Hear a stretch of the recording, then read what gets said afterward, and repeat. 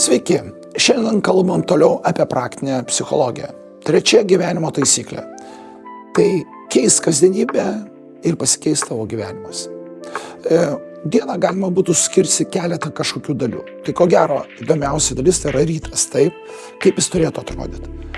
Žinoma, jūs sprendžiat, koks jis turėtų būti.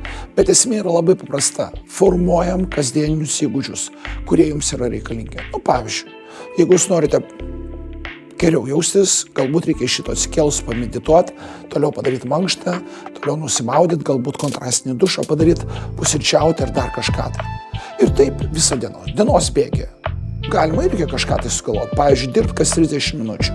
25 dirbam, 5 poilsis, pakeičiam darbo pobūdį ir taip, pavyzdžiui, 8 valandas. Vakare, pagalvokit, ką vakare galėtumėt padaryti. Žinoma, laiką turi skirti šeimai, vaikams, dar kažkam, kas jums yra svarbu. Bet svarbiausia, neužmirškit, kad gyvenimas tai yra kasdieniai įgūdžiai. Kokius suformuosit, toks ir bus jūsų gyvenimas. Pagalvokit, kokius reikia įgūdžius suformuoti, kiekvieną dieną tai darykit ir judėkit į priekį.